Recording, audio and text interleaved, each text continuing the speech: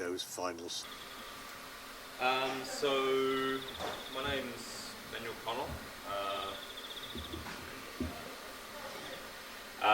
For the last 6 years or so, I've been developing low-tech. It's sort of like, it's a matter of like stringing random keywords together until people start sort of nodding as to like the description of the thing, but it's like, a lot of it is reverse engineering, in that it's like taking things which are like an actual like scientist or engineer or designer has done the actual work of like getting the thing to work in terms of numbers, and then I just sort of open it up and make it accessible, and it's mostly about reducing the resource base of a thing so that the tools, materials and skills required are within the reach of theoretically anybody anywhere. To the point that like the first thing I was working on, the solar flower, which is a tracking solar concentrator, which I worked on for 1.5 years, staying in like SWAT autonomous centres around Europe and Australasia. At one point I was like, this would really benefit from like using like a pop rivet gun. I was like, I don't know if anybody has, like everybody has one of those, so I didn't end up using it. Like if it's like more than a drill, basically, then it's pretty much off limits. And getting these things working is like reasonably tricky, but like working within like a really super restrictive like resource base is like a lot harder still, but mostly it's just me sort of like hovering around watching prototypes explode for months until they sort of stop doing that to an acceptable degree. So the first thing that I was working on, like I say, is solar flower. Also like, so I was doing 3D animation for a job for a while, back when that was a job, before the entire industry got globalized out of existence. Yep. That's what she did.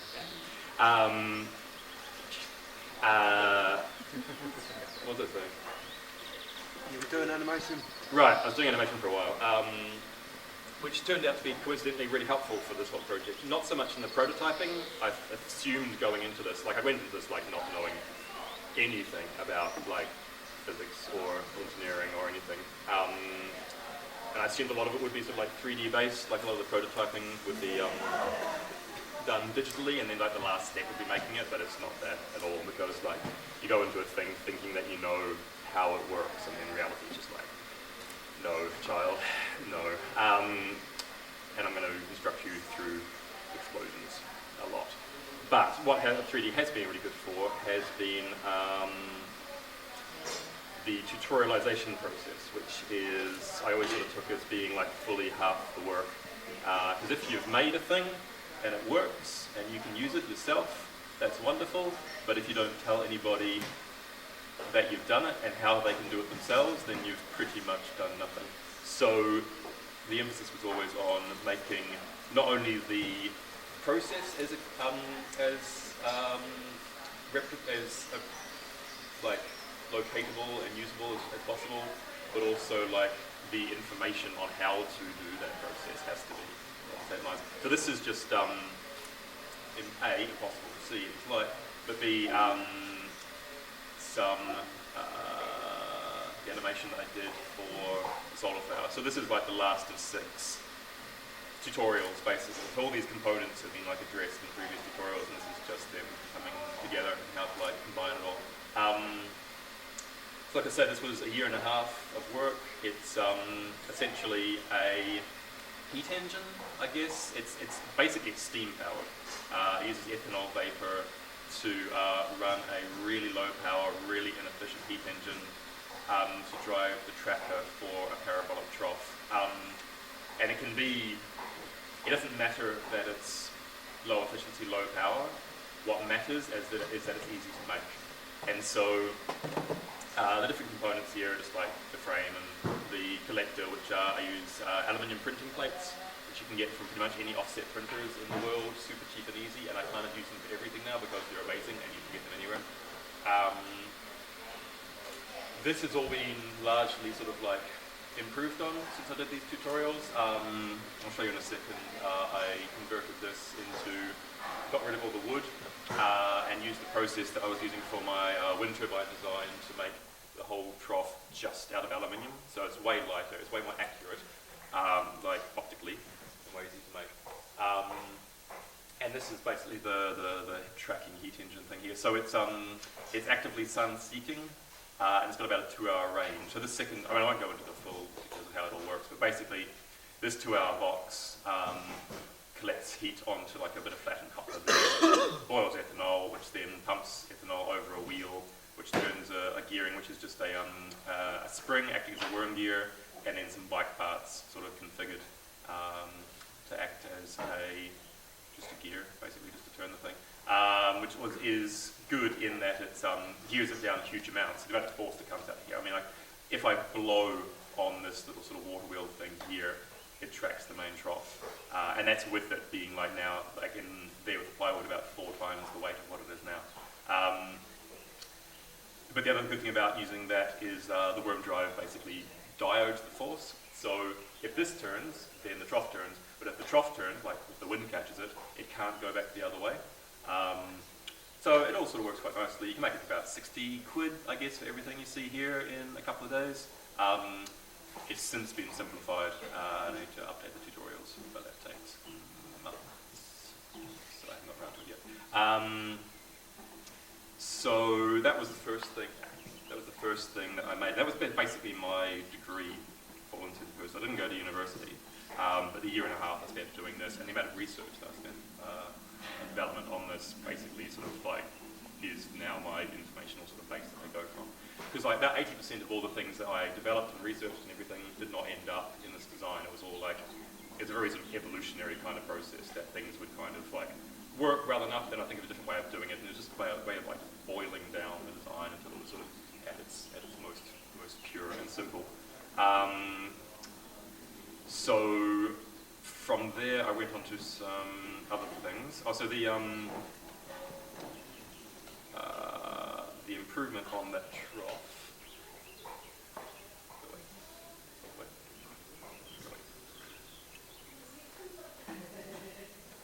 Looks a bit like that.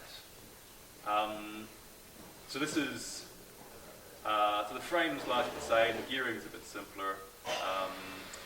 The trough is now all aluminium, so it weighs practically nothing. And the good thing about, which I'll go into in a second with the wind turbine design, the good thing about working with this metal is that you don't need to cut it. If you just score it, like with a craft knife, give it a couple of flectors, you can tear that cut line out. So to make this parabola, I just take it into like Rhino 3D, which is a CAD package that I mostly use, which is not like open source, but like it's just good and better than other CAD packages. Print out that onto like 5 bits of A4, stick on a bit of metal, and then just go around with the craft knife, just score it. Just fold it over, or is it big welded? Oh, there's no welding. I do not do any welding because I don't know how to weld, and if I have to learn, then everybody else has to learn, and that kind of. Yeah, it's a huge threshold to cross. I mean, welding's amazing if you can weld it. You know, opens up all sorts of possibilities, but if you can, so no, that's and even electronics is like this. Except for like incredibly essential things like universal charge controllers and stuff, like coming out like a wind turbine and going into a battery because you absolutely have to. But I haven't addressed that yet because reasons. So this is just cut and then flex and then torn. So you can get like down to millimeter accuracy working with metal. And then you'll see in a second again with the wind turbine, bending the edges over. So you take the edge, you bend it, and you bend it again. So you basically like a triangle, becomes more rigid than the equivalent volume of wood. Like you really have to put your knee to it to bend any of these edges. So it's very rigid, it's very strong, it's very light, and it's very precise, and it's very cheap, and it's very easy. And then there's just a bit of black copper at the centre, just some Coke bottles, or some water bottles in this case. This is on my mate's roof in Delhi. I was working in a slum in India in Delhi for 3.5 months. I went up into the mountains and some other stuff in the Himalayas. This is one of the things I was developing there. I got it developed enough that I got it finished in the time that I was there, but I didn't get it deployed, so I didn't have chance to workshop it out to people who were living there themselves, which means I basically didn't achieve much, except next time I'll know how to make this and I'll be able to roll it out. So what you see here, I mean, in pounds, I mean, it's like in rupees, it's about 1,000 rupees, which is about 10 quid. And everything there I sourced from within walking distance of the slum itself, so like a couple of days walk, sorry, a couple of hours walk, sorry, a couple of K's walk, except for the spring of the Worm Drive, just catch metro into this like central market thing. I could not find the bloody thing locally in India. And then this will boil water, so, and then this will got some polystyrene foam wrapped around like a cooking pot up the top. There's a couple of things I need to change about this. Like this was just like a dead end kind of pipe, so the water would sort of boil, and then it's like, you know, like vapor would come up and it would suck cool water down and sort of do like a batch process sort of boil thing, which is really inefficient and shit. But I need to like run another tube down in some way so that the thermocycle will be much more effective. But from that they can boil rice and like dal, and a lot of cooking processes just boiling water. So it means that they don't need to buy gas. And people in the slum, because India is fundamentally broken, it's if you are wealthy, you can get like an ID card saying that you're like a part of the city, and then like you get like subsidies on gas. If you live in a slum, you can't get the card, which means you can't get the subsidies. So people who are poorer have to spend like literally 4 or 5 times more on things like cooking gas, and a lot of their budget goes on that. So, and they got a lot of sun, so it makes sense to do stuff like this. But yeah, it has to be done in such a way it is as available to them. So, and then so also, when I was up in the Himalayas, so I was taking a place called Sikmol, which is up in Ladakh, near Leh. This is about 3,600 meters altitude, this is. It's a beautiful place, very remote, very dry. Really nice though, really liked Ladakh. So this is like an educational sort of campus thing that basically like local kids who have been like just fundamentally failed by the Indian education system, which is so bad. I won't even go into it. It's just completely useless. But Sikmol is really good. So a lot of these kids, the Dutch kids, sort of come in, and it's very sort of like student-run the place. It's, they give them like an actual education, basically, and they also do a bit of like solar development and stuff like that. So they've got these big Scheffler like solar reflectors, which sort of go in through like a hole in the wall and then sort of get bounced up onto the cooking pot. So most of the cooking is done by this. And then back up as rocket stoves, and then back up from that as like a gas rig. And they cook for like dozens and dozens of people, mostly just off the sun, which they made these Schefflers themselves. The tracking system they wanted me to have a look at, but I was just like, it's just like this fused, solid, rusted, just bit of clockwork that had not held up to the desert kind of conditions that they got there. But the main problem that they had there was,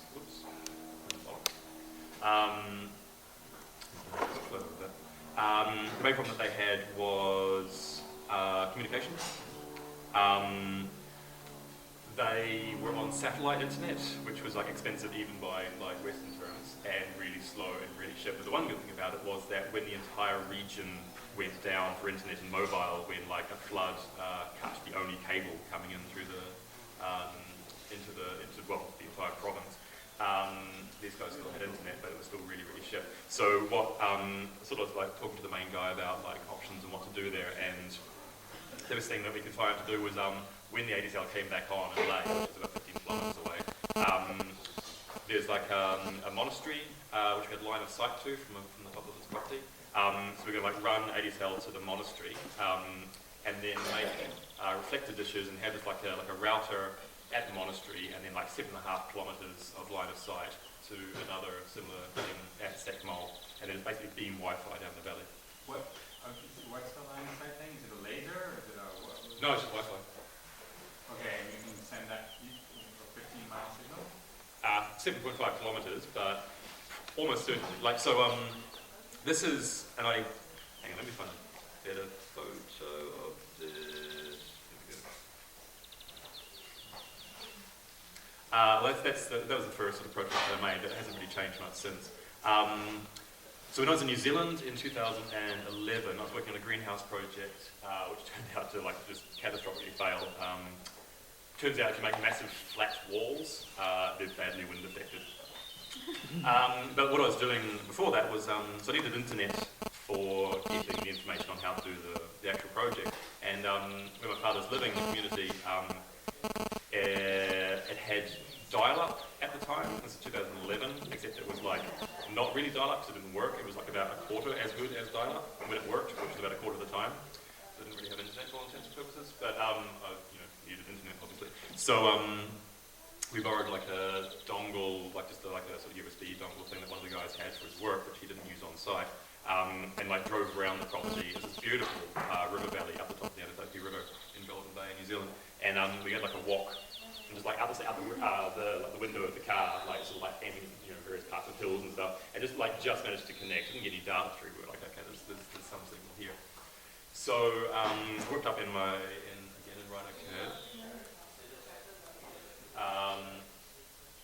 Just a real basic parabolic cradle in plywood. Cut it out, just hung a chain to describe a catenary. I could have printed this off again as a parabola and like jigsawed it out, but because which I'd need to do with this was like optical stuff. If it's like a solar collector, then you need to be like millimeter accurate. But with anything else, this is just going to be like fuzz anyway. So I just hung a chain to describe a catenary curve of a certain length between two sort points. Spray painted over it, jigsawed it out, slotted the whole thing together, and then cable tied chicken wire in, because we didn't have the internet, so we couldn't look up the like whether chicken wire is like the small enough to reflect 3G in this case. But I downloaded Wikipedia to my hard drive, so we like went through that and like found the formula and like the wavelengths of various things and figured out that it would work. So I went to town, got some chicken wire, cabled it all together. The only part of this process which like really aggressively sucked was that we didn't have a jigsaw, and so all of those curves were cut with that, which cuts quite well. I mean, it's quite a good little saw, but like we just broke the arms of 4 people over about 3 hours. And then this guy from like one of the houses up the hill came down and was like, "Oh, you could have just borrowed our jigsaw. We got one up the house." So, so the next time I made it with jigsaws, and it's much better.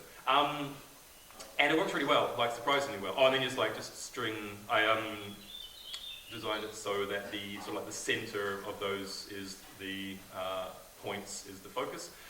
So you just tighten some string, and where they meet, not only sort of tells you where the focus is, but it gives you a thing to like hang your phone or your USB dongle off. And then we just got a dongle, 5-meter USB cord, ran that in through the wall. Plugged it into this laptop and then routed that into my Wi-Fi card and then broadcast out as a hotspot, so like people could like connect through my computer to the USB. Didn't even bother aiming this thing any particular way. This is 15 kilometers up a very windy, densely bushed river valley, and we were getting like 150 kilobytes per second through like a shitty broadband, New Zealand rural broadband mobile thing. So we didn't bother aiming it, we just sort of like pointed at a tree and went inside and internet cool. And the best, so I haven't properly tested, I mean it's just a satellite dish, it's not, nothing sort of revolutionary. It's just a way of making one for about 10 quid and half an afternoon's work. The best I've managed to get with this, I don't have my little 1 watt amplified wireless here, but like dollar hackers, I'm sure you've seen them before, it's that one that everyone uses. So the best I've done with that was in Spain. I made one of these, and I got with line of sight connected through just some basic home network in someone's house, 4 kilometers away. And whatever they had there was just some router, like probably at the back of the house, but behind some walls and stuff. And so with one of these, at one end, I can go 4 kilometers with two actual, two routers talking to each other, like dish to dish. I was pretty confident that we could cover the 7.5 kilometers in India. So I did that as a workshop with some of the kids there.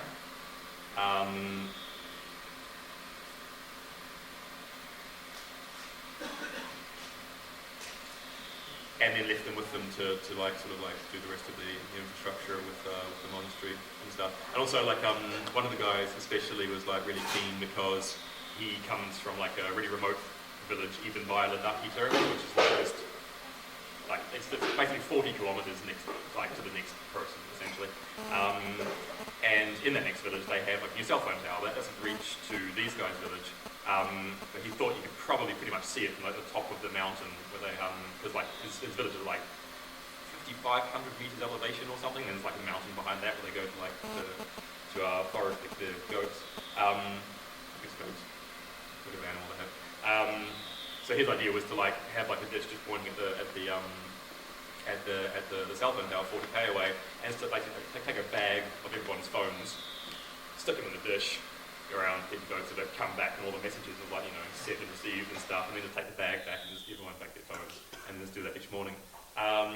So I was very much, whether or not Sekmol gets uses this, I was very much wanted to just like leave the process with these guys so that they could then, you know, do whatever they wanted with it. So that was that. The main thing that I've been working on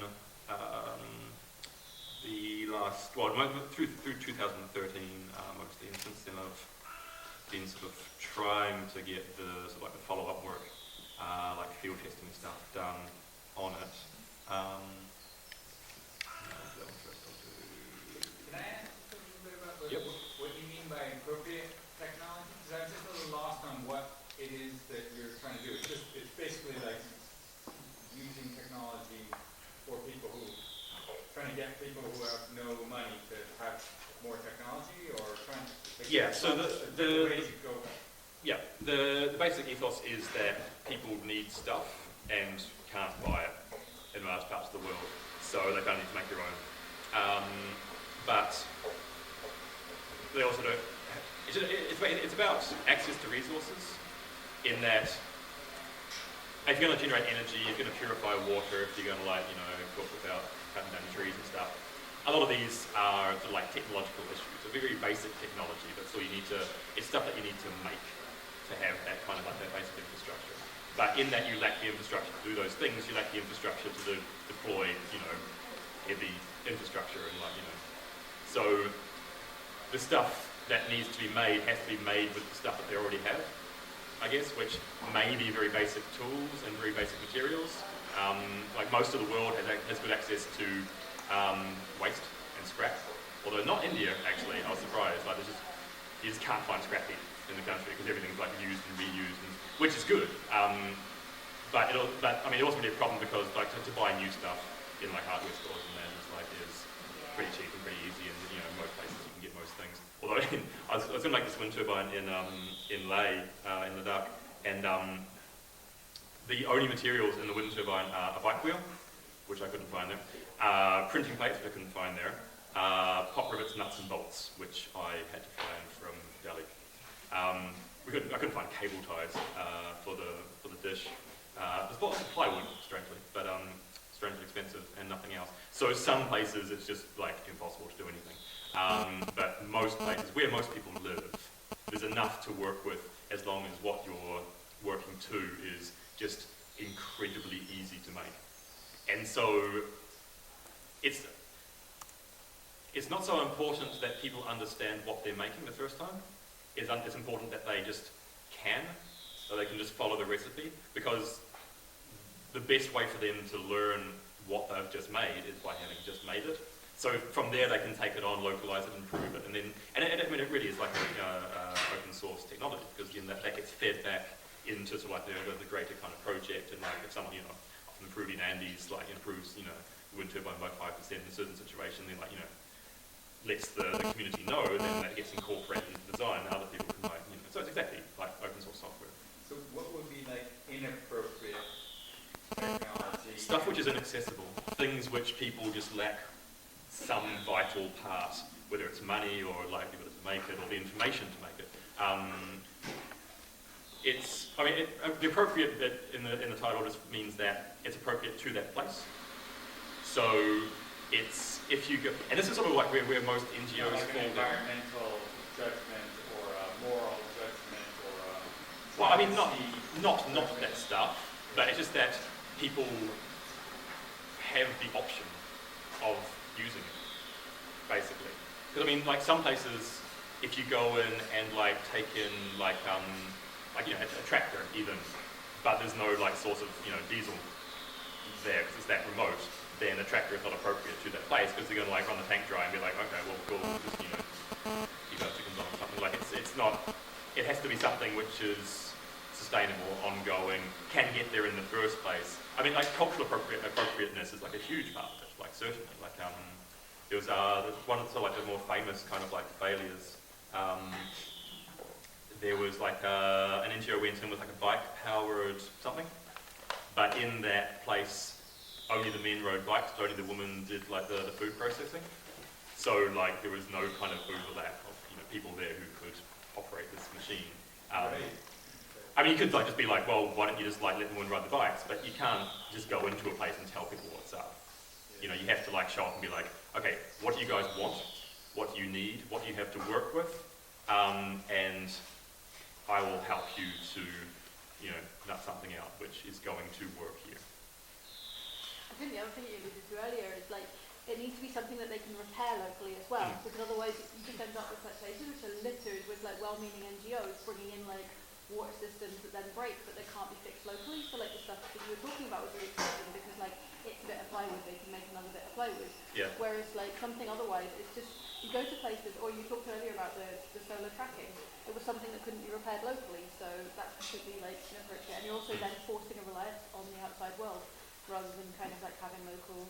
No, that's exactly right, and that's like maintenance is more important than production, and production is incredibly important, obviously. Like and this is where NGOs almost universally, not universally, but like the vast majority of them just fuck it up completely. But they go into a place, they deploy something they'll produce somewhere else, take a few photos, and then fuck right off.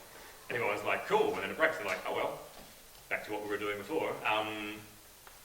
I mean, some places like Engineers Without Borders is they're a good crew. They go to a place and then like stay there for a while, find out what's happening, what needs to be done, work with people there, and then like train people up to be like the local person who takes care of that thing.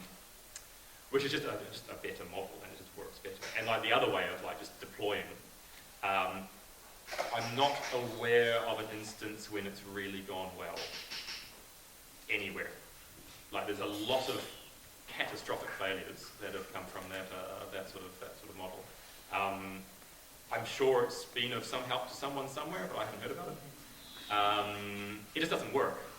But it works within the framework of the NGO because not to be like all cynical and like, whatever. Like there's a lot of NGOs who do good work and really, are trying to do the best work they can.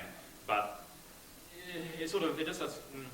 you can't really just sort of sit in your office somewhere else and then be useful when you get to the place that you're, the people that you're working with and for, you have to go there and, find out what they want and just be told what to do. Like, so I'm going through the Americas next year and going through India last year. India was like the first leg of this sort of like on the ground like approach to this project. So it was much more about my own sort of like education. So like it was more about me, figuring out how to be helpful in places like that rather than like totally nailing that, that place first try. But basically like it's a matter of showing up in this place and just being being put to work, just being told what to do. I'm not there to tell anybody anything because I'm not from there. I don't know how the place works. They do. What I can offer is sort of like just a background in problem solving and how to generally go about this sort of stuff. But it always needs to be localized. It always needs to be addressed fresh in each place. And so there's the face-to-face stuff, which is like the workshops and the going to the place, and then the other half of it is broadcasting, just a recipe, just reducing all this. Like face-to-face is always more effective, but insofar as stuff can and needs to be done online, you have to have like a really effective tutorial. And most tutorials aren't really all that effective. They are. They're good in what they are, a lot of them. But even like a really well put together photos plus text and a couple of videos, tutorial, there's always going to be a bit that you get to that you have to fill in from your own brain, but you don't know what you're doing, otherwise you wouldn't be reading the tutorial, so you just get this just total brain freeze, and it's like, which is why I really like animation, because every single little bit like slides into place right in front of you. Like, good documentation leaves nothing to the imagination, that you shouldn't have to know anything. So just like, if a lot of this is based on the internet, like documentation on the internet, and then you're also doing things where like, well, this is how we built access to the internet. there is a bit of a catch-22 there, yeah. Contradiction in the sort of appropriate thing. And also like, I mean, also to further complicate that, to deploy the internet in a place, you're pretty much at the top of the pyramid of human civilization, in that you need to establish every single other facet of life before you get to something like that. Like, you have to have electricity, you have to have devices, you have to have like basic safety, you have to have like, you know, certain infrastructure, people have to have houses, they have to have food, and yet the internet is what makes access to getting information on how to make all those things possible. So it's a bit of in the past. They didn't have the internet 20 years ago, so people had those things and they had access to that knowledge. So I mean, do you not like take away people's the infrastructure for building local knowledge when you add the internet? Because everybody says, oh, the knowledge is on the internet. It's somewhere else, as opposed to if we don't know it here, it won't happen. Yeah, but I mean, then you rely on everyone, everywhere, already knowing how to do stuff, which isn't the case. It's been a pretty big tradition for hundreds of years. No, I know, and for things like food and like health and that sort of stuff, where they do have their own traditions, like, yeah, they're going to know how to do that stuff. But I mean, sort of like tapping into like much larger kind of like issues here. If people want the ability to communicate, then that's not only a technological problem, but like a fairly advanced technological problem. And communication is a basic human need, like, you know, it's like efficiently. If people want to be able to adapt to changes quickly, then they need to access information quickly. And like long-running, like cultural practices are long-running by definition.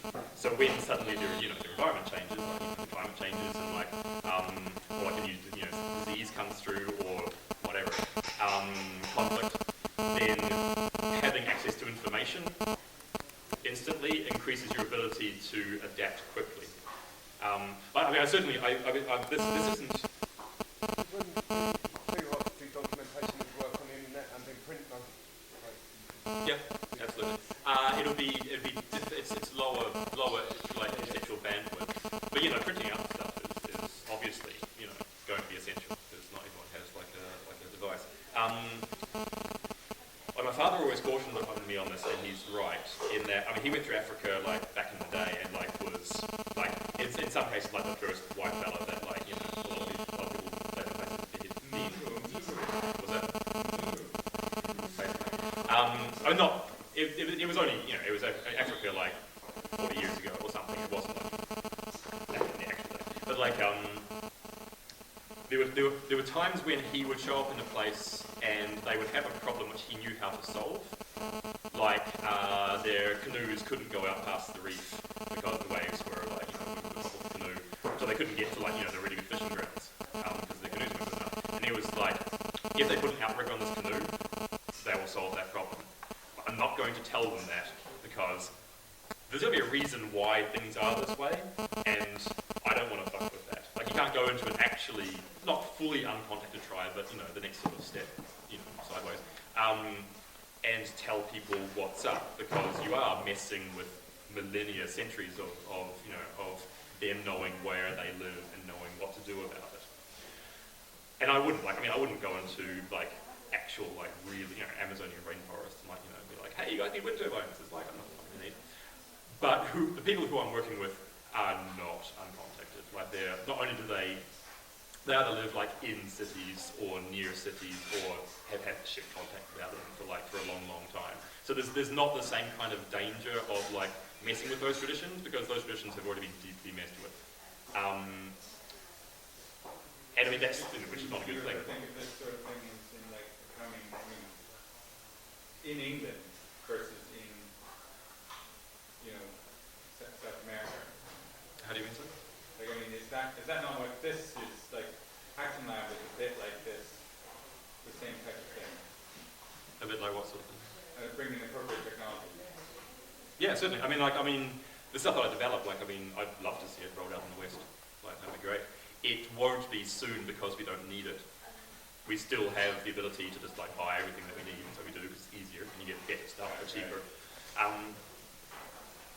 But in that, when we start to sort of encounter disruptions to the supply of certain resources that we take for granted currently, we're going to want to know how to take better control of our own, resource base.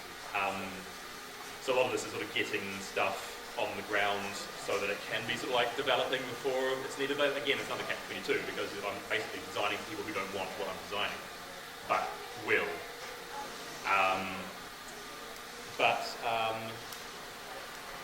Which is another reason to go to the Global South and that sort of place because they do need it.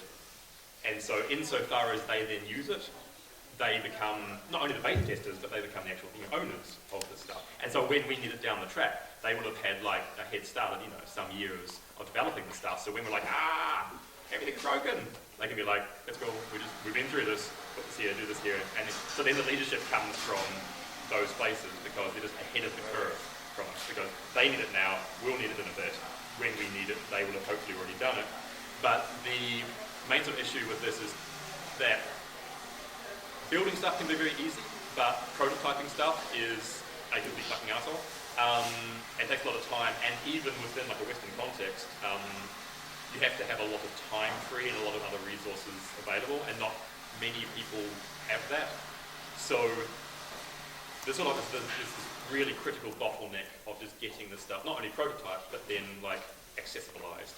And then once you sort of can deploy it, then people can sort of take it up and use it and improve it and stuff. Making stuff is easy, improving stuff is easy, getting the first bastard to work is doable, but it takes a lot of time.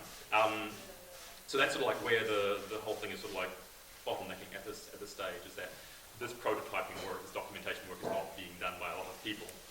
And so once it sort of is and sort of gets taken out, then the rest of the process sort of flows a bit easier, but there's just not much sort of development going. You had a question? Whatever?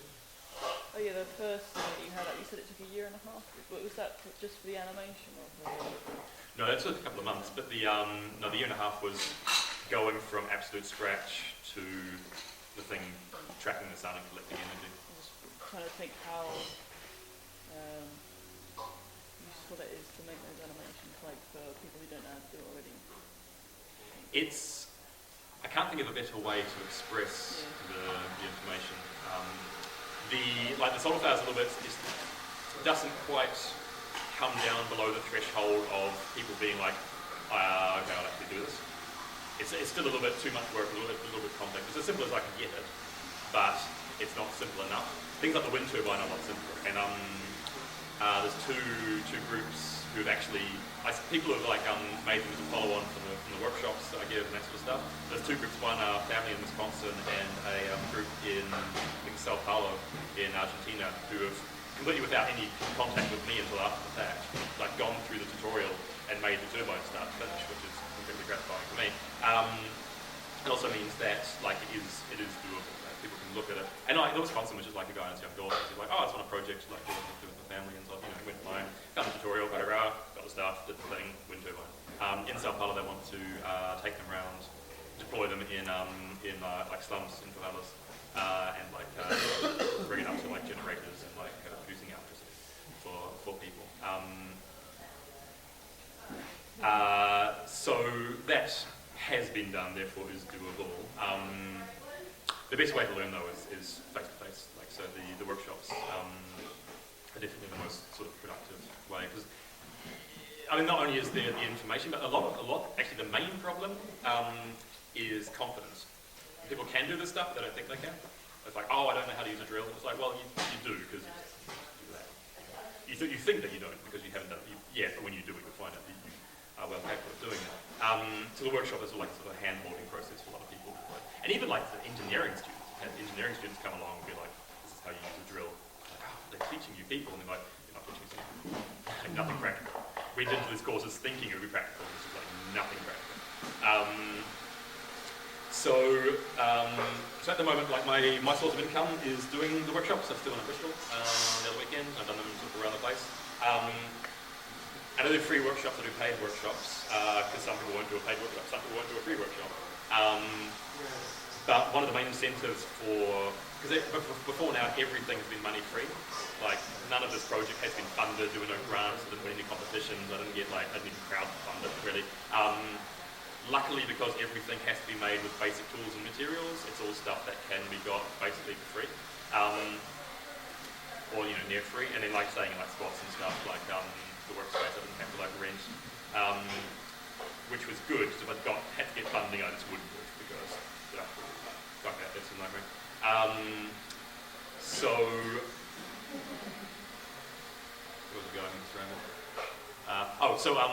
But now monetizing the project in terms of like getting the workshops going. It has been going quite well, which is good because it means that anybody can do it. Like if I don't have to get a job in some cafe somewhere and then spend all of my time and energy just getting by. I can spend all my time and energy doing this stuff because this stuff pays the bills.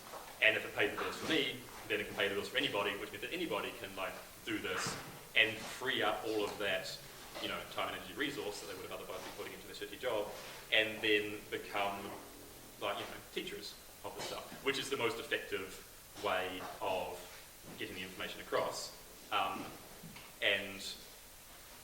So it's an effective way of making a thing more effective and making it, available to anybody. So the whole workshop model becomes just another open source model of, something like a broadcast. This is how you give a workshop, which is really easy, by the way. Basically, I'm doing a reading out tutorial. I spam Facebook groups to get people into a workshop, and they're like, it's a really sweet job, and everyone sort of comes away from me having done my job happy, rather than like other jobs where you're just like, I hate my life and I hate these people and everything sucks. Like it's a good job basically, and it makes the whole thing more sort of like practical, more sustainable. Like it all takes care of itself. I don't need to like get like external patronage or like hope to win a grant or something. Like the whole thing is self-sustaining, which is important. Do you have a question?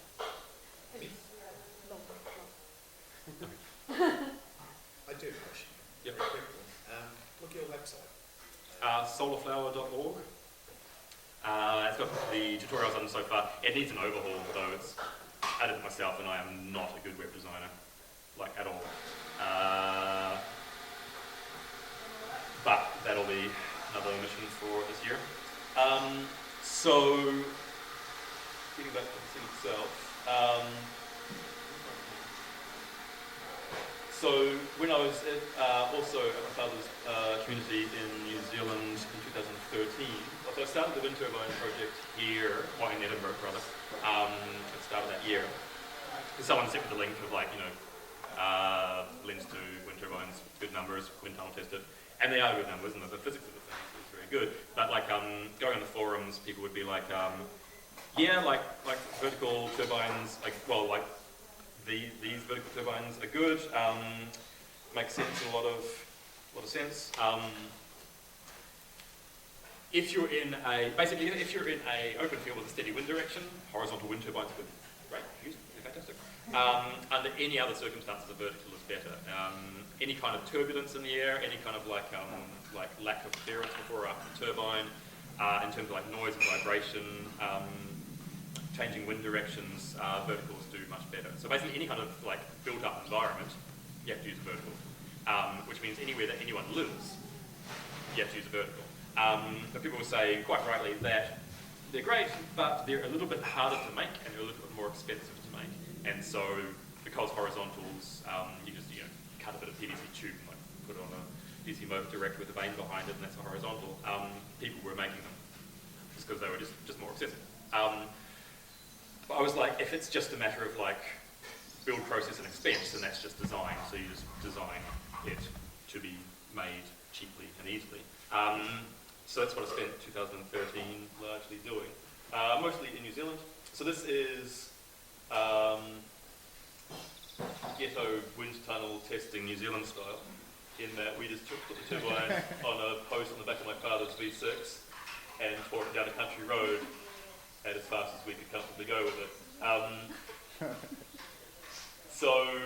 we had we just like confused the shit out of a lot of truckers and farmers. It was like, is that a wind-powered car? And we're like, yeah, mate. Works pretty good. You want one? Oh, yeah. So this is an earlier version, which doesn't have like the sort of second skin. But so basically, so I had my only diagnostic equipment. So we didn't have a wind tunnel, obviously, because who does? The only diagnostic equipment I had any of this was my little shitty fucking Happy Snaps camera. But from that, filming out the back window, I had my father, because we did it on a still day, so there's no sort of like wind interference. So my father was just like driving the car, calling out the ground speed, which was therefore the wind speed as we went. That got recorded on the audio track of the video, so I could like go through and like pick off like speeds at points, and then just count the frames, and then get the RPMs from that, and then get a bit of a graph from it. But I'll show you the full. So this was an earlier version. So the full version of this has like another 3 vanes on the bottom of the wheel, which means that obviously you get twice as much power, but it's also more stable because like as it is there, like the contact point for the turbine is the base. So the force on it is like a levering force.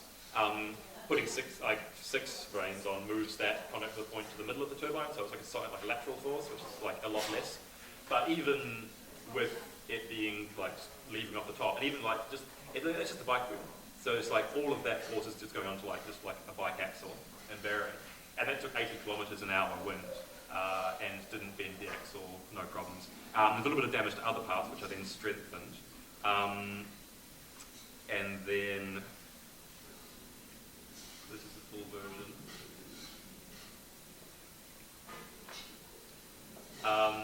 And long story short, that I wasn't able to get RPMs properly of this because there's a little bit of like a gusty tailwind indication, which kind of like screwed up the data. But it got up to 105 kilometers an hour. And this is like 0.3 millimeter thick aluminium and a bike wheel. Made just like a rivet gun, no welding, no external reinforcements. I can make that what's there in about 6 hours on my own. I'm in the process of getting a CNC cuttable, so I can like broadcast the curve file. You know, you can make this with a craft knife and like, and a hot rivet and a drill. That's what I do in the workshops. But once it's CNCable, basically all of the drilling and measuring and cutting will be sort of machine done. So it's literally just like an IKEA flat pack wind turbine for about 15 quid. So what's there, all of the materials there comes to about 25 pounds. And yeah, like I say, you can just make the whole thing in an afternoon yourself. It does the equivalent. No. But you can get a car alternator for about like 30 quid and then just and lash that on. You can get a DC motor running this generator reverse or a pump from like a scrappers or something, I'm sure will cost you very little. So the next step now is to get it doing useful things attached to utilities. So I've got like given out to some people and there's like in the process of attaching things, field testing and seeing how it goes. So that's spinning without any rules. So once you put an alternator on that ain't going to go right. Because once you put a load on it, yeah. But the RPMs don't matter, it's the power output. So in that 100k wind, that turbine is putting out 6 kilowatts of mechanical force. I think if you're using an alternator, you do need to have certain revolutions per minute. Yeah, a car alternator will kick in around 1500 RPM, or a low revving one about 1200 RPM.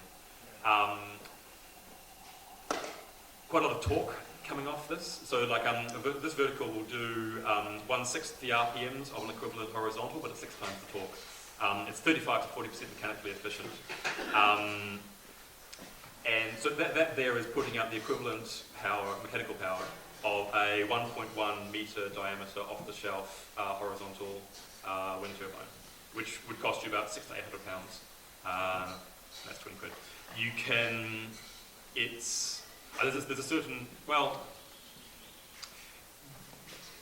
but basically everything past the turbine, like I use a bike chain as a chain drive. Everything past there is reasonably well established. There are resources where people have used car alternators. But people will tell you not to use a car alternator. This will run like a generator or like just as happily. but generally the sort of prevailing wisdom is not to use a power plant because they're only 50% efficient, which is true, but they're also very cheap. And they do take a lot of RPMs to kick in, like 1200 RPM. In a 20k wind, this will be doing 100 RPM, and if you treat the whole bike rim as a sprocket, like run a chain around the whole thing onto like a 50mm bike sprocket, you get a 12:1 gearing ratio. And like with a little bit of tension, the spoke nipples engage the chain. So it's actually a very, very effective chain drive. And then so in a 20k wind, when you start coming up the power curve, we're doing 100 RPM times 1200 RPM, which is when a low ribbing like a diesel alternator generally kicks in.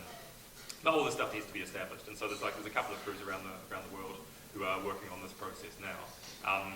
It was supposed to have been done like fucking ages ago, and there's like sort of various sort of crews who were supposed to have done it and didn't get around to it, and like fucking do it myself, and like yeah, this was supposed to have been established like well in advance, but that's where it is now.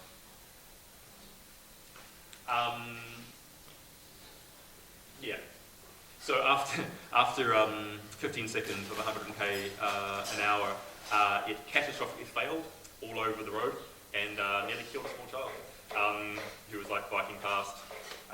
So like just swerved a little bit as like practically flaming wreckage like rained out of the sky around him.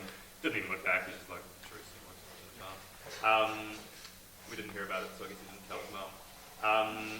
But then what happened is like one of the bolts that holds like the metal onto the wheel is like just cut out through the metal. So now I like just put like a bike spoke in that fold of metal. So like the entire head can be ripped out. So it's like exponentially more force, which will happen at a wind speed greater than 105k an hour, which is getting up towards hurricane speed. And if you have a hurricane coming over your house, take down your wind turbines because you've probably got a tree branch going through them more likely than anything else. So I just wanted to get over 100k. Just figured that was pretty much good enough. It's a hell of a win. So we're sort of coming up to time, but so one of the things that I wanted to do with this, when I was at my mum's place, 2011 again, I think, in Western Australia. I got talking to this guy on the phone. I was ringing around about like PVC or something and just got chatting to him, and he was going to be taking a project to Burma, making greenhouses, like doing greenhouse growing in the rainforest. And the obvious problem there is like heat build-up. So he was going to have like PV solar panels running like electrical air conditioners for cooling. I was like, there's got to be an easy way to do that. So sort of like started thinking of how to either generate or tap into coof as a resource. And then so the prototype I ended up putting in my mum's house was a 20-litre like oil drum filled with water, buried like about a metre, 1.5 metre in the ground where the temperature is like fairly stable, and it generally stays around the year-round average, which in this case is about 23.5 degrees. With like an ambient air temperature of like 38 degrees, so it was nice and cool, relatively. And then just like I had like a vacuum cleaner motor, and then just like some garden hose, pumping the air out the top of her house, bubbling it directly through the water, so using water as the heat exchanger, and then just like shedding that into the soil or sand in this case, and then like other hose going into the bottom of the house. You just cycle all of the heat via the air out of the space, either greenhouse or a house in this case, and like dump it into the soil. Like ground cooling is like not revolutionary, it's been done, but generally it's like hundreds of meters of 100 meters of PVC like under your driveway or something, which you can like put it in when you put it in your driveway, and it's expensive and a bit shit. Well, no, it's not a bit shit, it actually works quite well. But like, so I did what I thought was just going to be like a basic small scale proof of concept. I ran it for like on the day that I was like flying out, or like packing and like writing down data at the same time. Ran it for 8 hours solid, and the vacuum cleaner motor was putting like a lot of heat into the air. I was just doing that just because it was a prototype. So the air going into the drum was at 55 degrees C, and it came out even after 8 hours solid, not more than half a degree above the ground temperature. So even that really small scale thing, like just worked perfectly. So what I wanted to do then, when I was there in 2013, was to get rid of the vacuum cleaner motor and have the whole thing run wind power, because it's not really much wattage to run the system. It's just like pumping air, like about 9 watts to shift like 3 litres of air per second or something like that, because all you're doing is just bubbling it through the water, which is not much resistance. And there's like a useful amount of wind in Fremantle where my mum lives. So made a wind turbine, which is a standard one. Put it onto like a frame, which, because she was like renting her house, I was just gonna like just sort of basically like sandwich it onto the brickwork on top of the house, so I couldn't like drill into the bricks. And then just like and then just like had that driving, so just like a chain coming up like a sprocket set on the wheel itself, over to another sprocket set with the wheel taken off. Simple crank and just an air pump, and that would just like pump air in, pump air out. I experimented with a couple of different types of pumps, like a centrifugal pump out of a leaf blower, and discovered that they're a real bastard because you have to give them exactly the right RPMs or they just give you nothing in exchange. So we went from that to a bellows pump. You can see like the turbine, chain, pump. So the pump I made from a biscuit tin and some inner tube rubber and cable ties, chucked a bit of PVC in the back, silicon that closed, and then made valves out of, got some plywood and like a hole cutter, like a circle saw, cut out a circle, cut a smaller circle on that, so like a flat donut of wood, stretched some skinny inner tube over that, so it's a nice sort of flat thing, use some gaffer tape as a hinge, like a circle of the aluminium as a flap, and then that's like a flat valve, which you can make for free in about 5 minutes. And surprisingly effective. And so that, basically everything here, so the pump does a litre per stroke, cost about $5. The frame was just sort of wood that I salvaged. The bike wheels, I got for like $1 each because they're sort of like scrappy. The turbine cost another $15 Australian or something. So basically everything here costs about $25 and is a wind air pump. And then plus the water tank, which is like one of those like water sponge container things, water cooler. Got that for a couple of bucks old. And so it's an air conditioning unit which will run for free, which costs about $50 to make, or less. And most of it's in the pipe actually, in the hose. And doesn't require any retrofitting of your property other than digging a hole, a small hole. And this would have been cool because like the air conditioning with the vacuum cleaner motor, like worked pretty well. I used it through the summer, and like it's actually took a long time for the motor itself to blow up, a lot longer than I would have thought. But it kept your house nice and cool. Cost about 80 cents a day.